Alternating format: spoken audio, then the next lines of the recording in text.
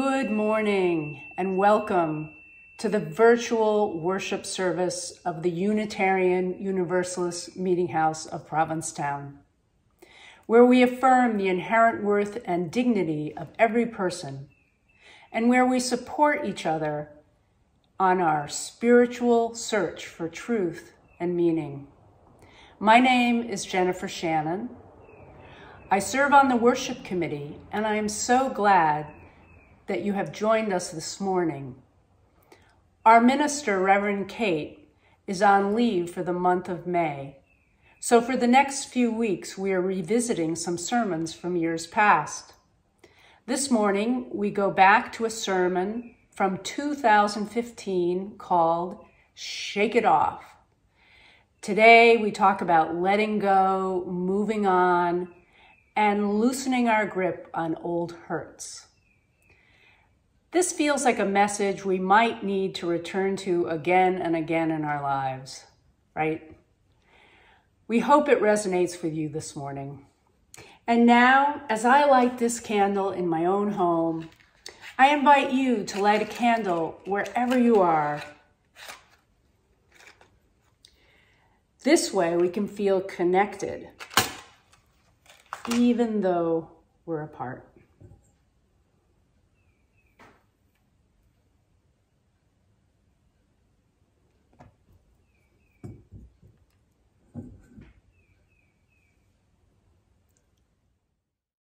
Please join with me as we affirm our covenant. Love is the spirit of this meeting house. And this is our great covenant, to dwell together in peace, to seek the truth in love, and to help one another.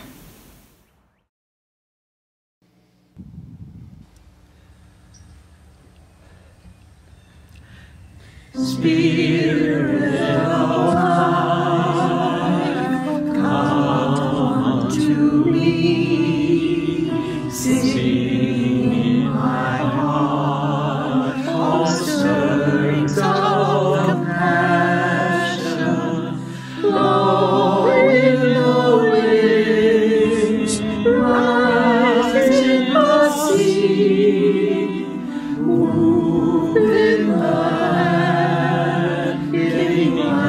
shape of justice, roots holding close, wings set me free.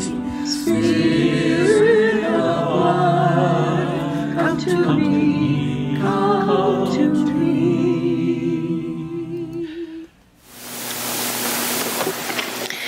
Our reading this morning is by David Blanchard.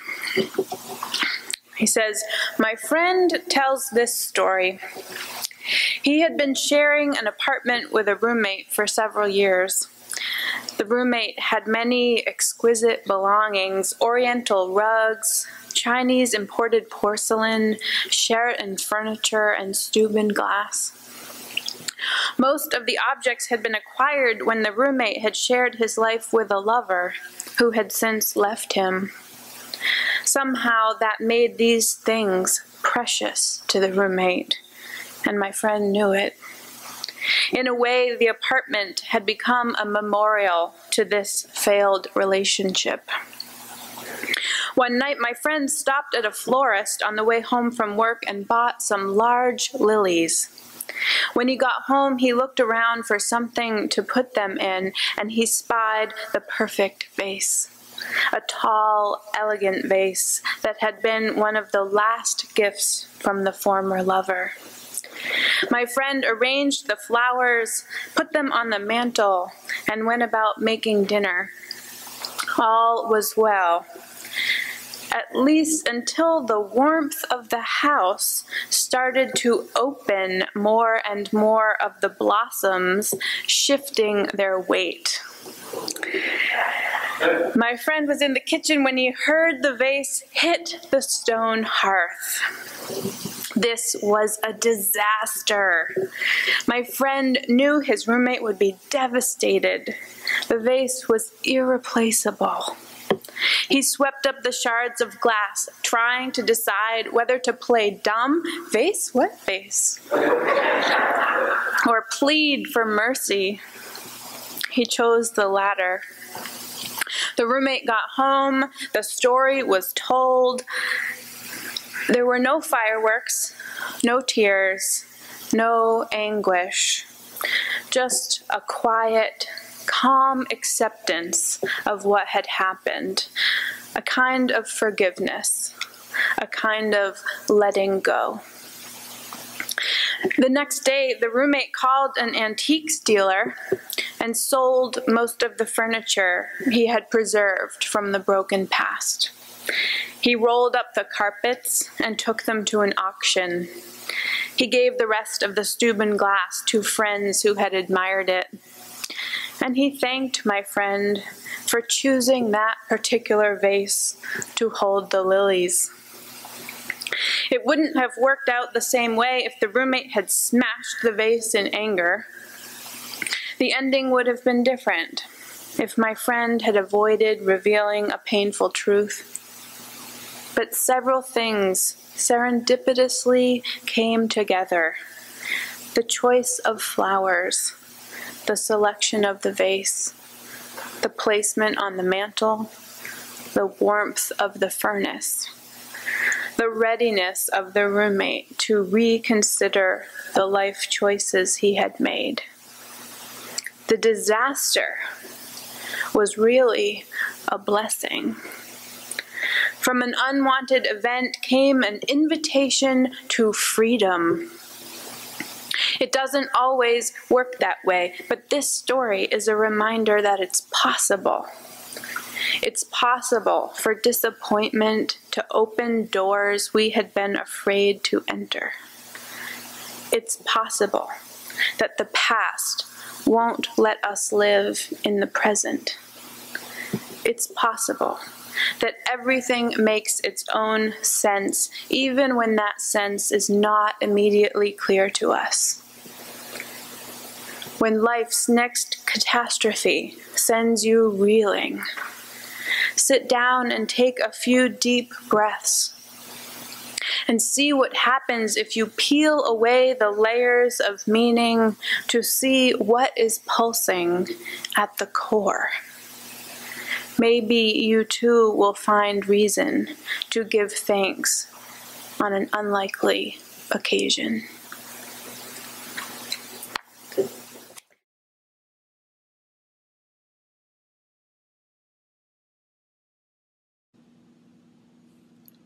Return again, return again, return to the home of your soul. Return again, return again, return to the home of your soul. Return again, return again, return to the home of your soul and be born again. Return again, return again, return to the home of your soul and be born again. Return to what you are, return to who you are, return to where you are, born and reborn again. Return to what you are, return to who you are, return to where you are, born and reborn again, return again, return again, return to the home, your soul reborn again, return again, return again, return to the home, your soul reborn again, return to who you are, return to who you are, return to where you are, born and reborn again, return to what you are, return to who you are, return to where you are, born and reborn again, return again, return again, return to the home, your soul born and reborn again, return again, return again, return to the home of your soul and reborn again, return to what you are, return to who you are, return to where you are, born and reborn again, return to what you are, return to who you are, return to where you are, born and reborn again, return again, return again, return to the home of your soul.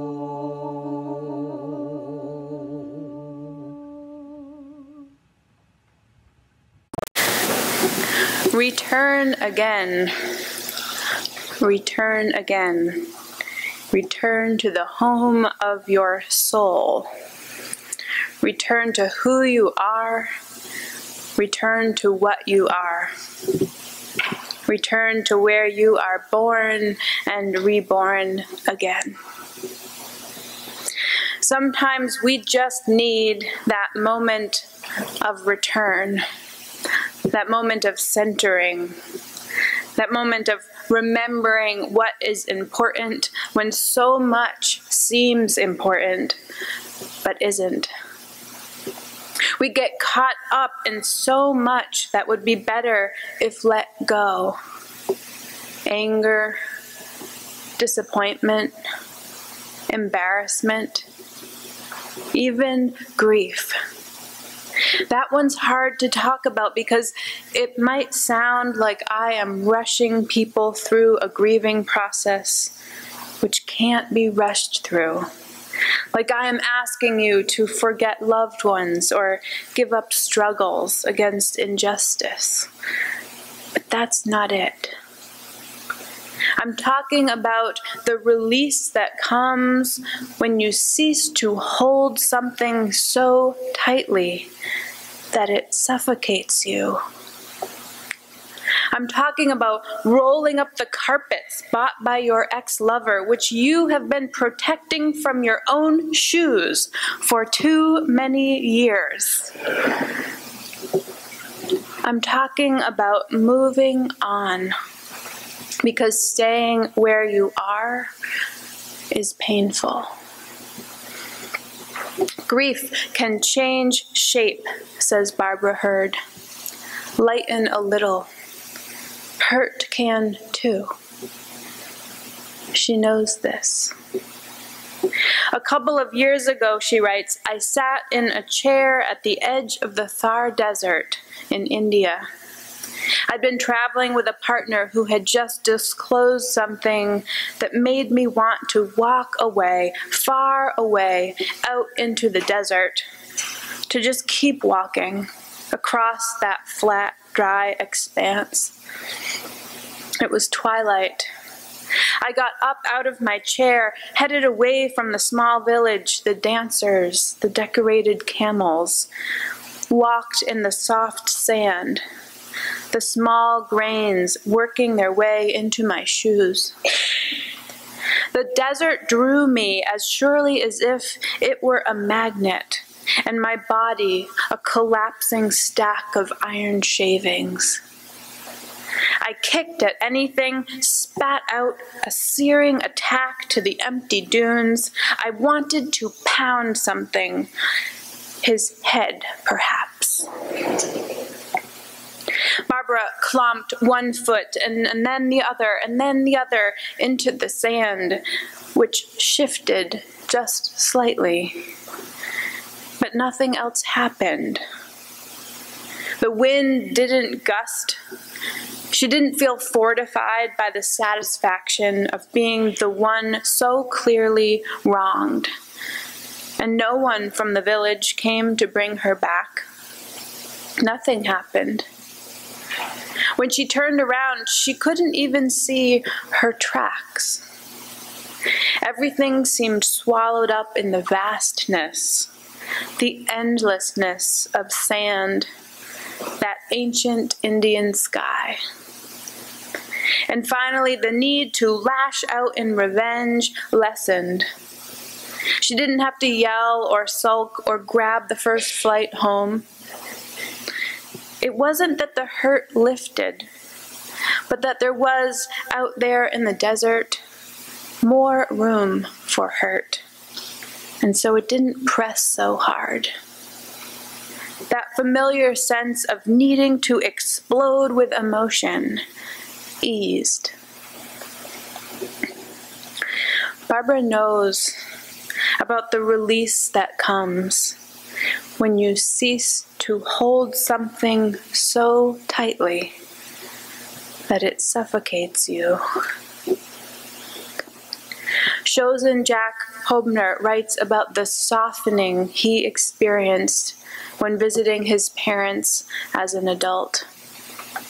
In his essay, A Zen Zealot Comes Home, he describes the moment when his feelings toward them finally shifted after years of anger and resentment. He says, finally my mind caught up with my mouth. My apoplexy ceased. My fury lost its redness. And for the first time that trip, I really took my parents in. Dad's once chiseled face collapsing with age. Mom's hair pinned up in a bun, one step closer to desolate white. How old they'd become. How many more visits would I even be blessed with? How many more chances to make things right?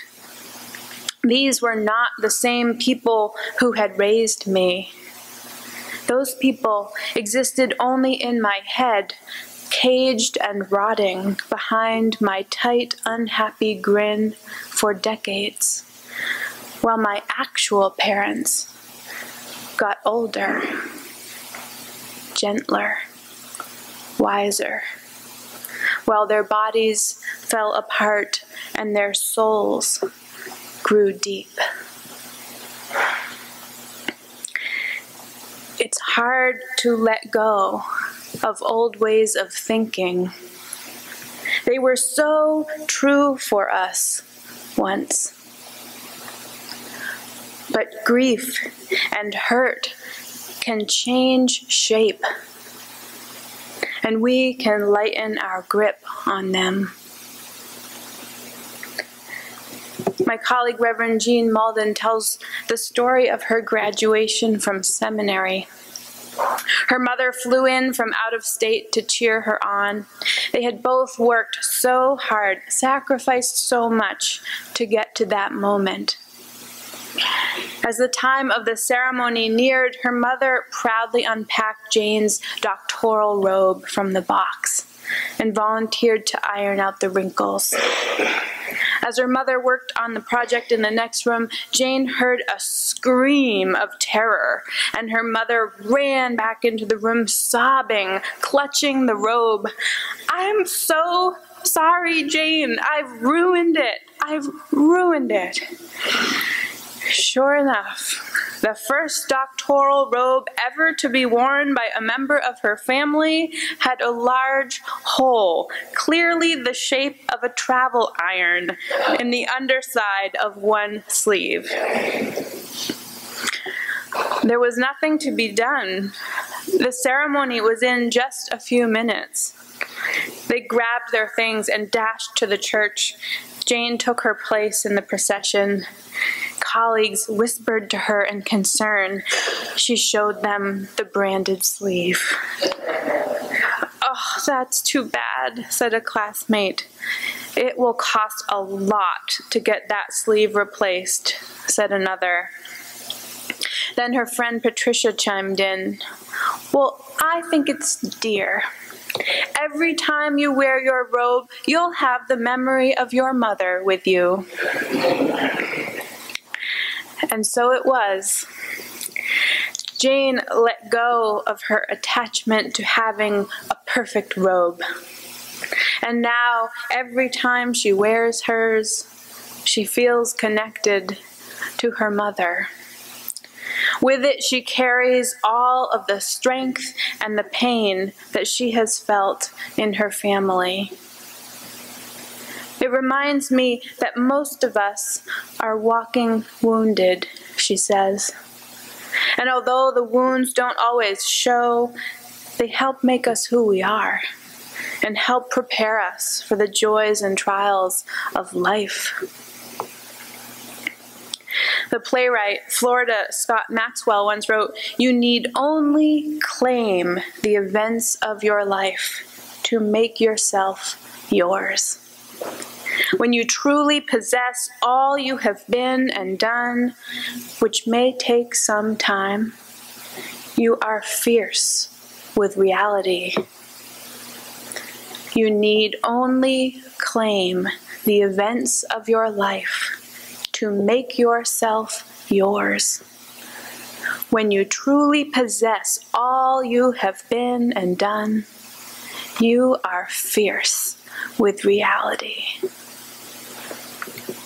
I just know that she didn't mean to possess all we have been and done by inhabiting our mistakes and regrets and embarrassments forever. I just know that what she meant is that we accept them and then move on. On to living, on to growing, on to experiencing fierce with reality. But oh, how hard it is to move on, to let go. How much discipline and wisdom it takes. How quickly we forget. I sometimes find that the easiest way to remind myself of some of life's harder lessons is to find a song that reminds me. The two hymns I chose for today are good for that. Sometimes I sing them to myself when I need to be recalled to center, called to move on from whatever tizzy I have worked myself into, whatever stuckness I am stuck in. Not all of my Getting Unstuck songs are from our hymnals, though. The best song I know for moving me out of a rut, a funk, a sadness, a grudge, is by Taylor Swift. The player's gonna play, play, play, play, play, and the hater's gonna hate, hate, hate, hate, hate. Baby, I'm just gonna shake, shake, shake, shake, shake. I shake it off. I shake it off. I dance to this song every week at Zumba. Dancing helps too. We all just let loose as Taylor's voice blasts from the stereo system, but I keep cruising, can't stop, won't stop moving. It's like I got this music in my mind saying, it's gonna be all right. There is so much outside of our control in this world. Taylor knows this. Heartbreakers, gonna break, break, break, break. And the fakers, gonna fake, fake, fake, fake. Baby, I'm just gonna shake, shake, shake, shake, shake. I shake it off, I shake it off.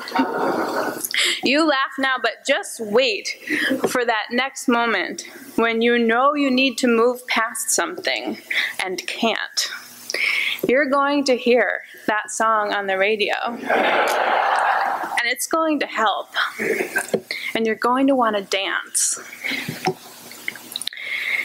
You know, church offers us not only some tools to help with shaking things off, but also multiple practice sessions within our faith community. I know we love each other and this place dearly, but yes, even here, we maybe need to let some things go rather than hold tightly to them. One last story from Anne Lamott. Anne tells the story of working extremely hard on an annual event at her church called the Faith Fair.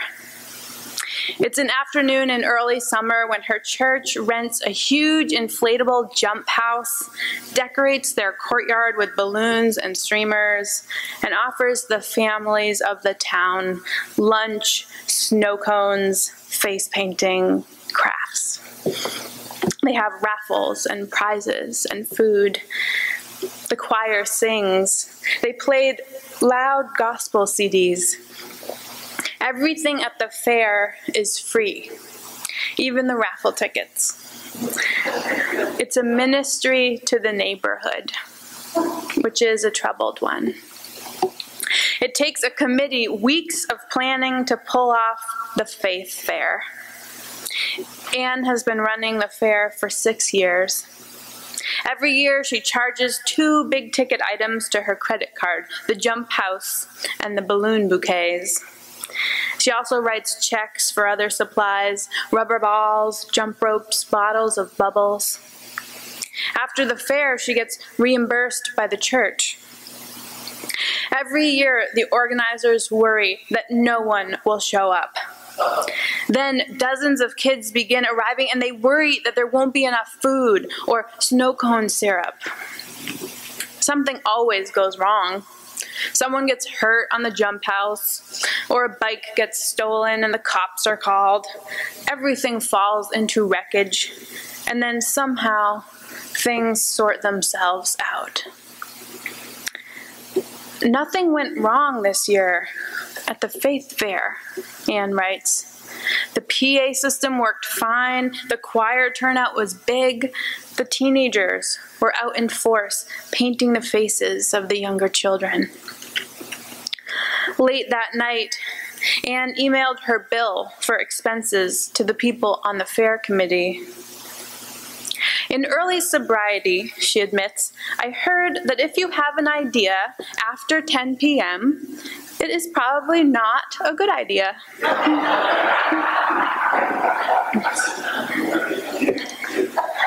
Still, she writes, I am always under budget, so even though my mind was a birdhouse of exhaustion, stressed from overstimulation that day, I sent out my bill. At around 11, she heard from one woman on the committee that everything looked fine.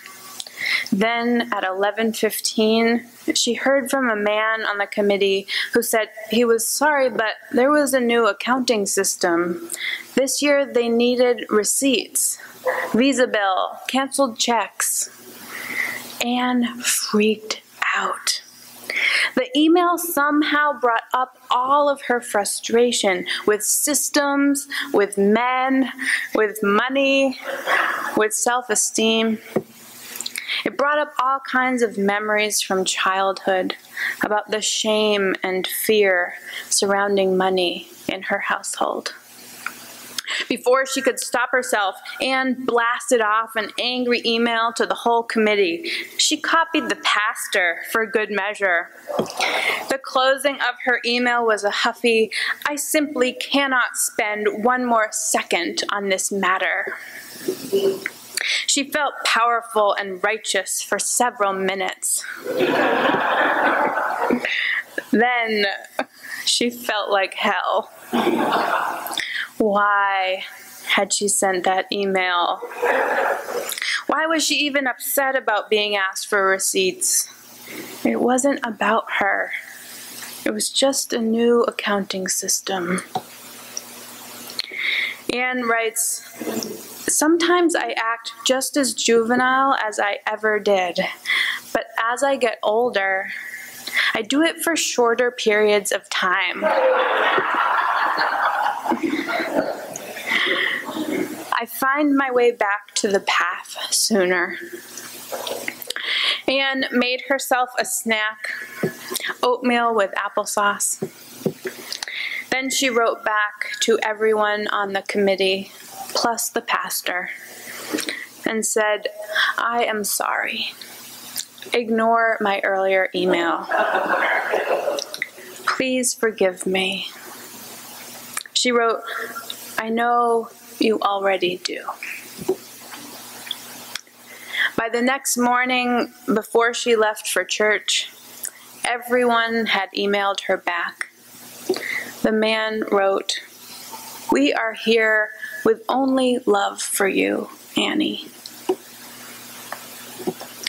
She read the email, went outside, and sat on the front step with her coffee, and looked at the wild orange blossoms of the ginger plant in her garden until it was time to go.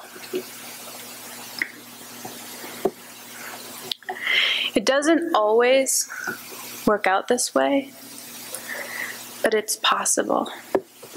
It's possible for disappointment to open doors we had been afraid to enter.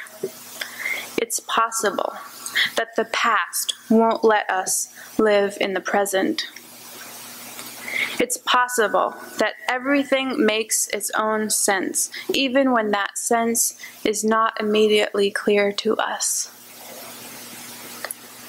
When life's next catastrophe sends you reeling, sit down and take a few deep breaths and see what happens if you peel away the layers of meaning to see what is pulsing at the core.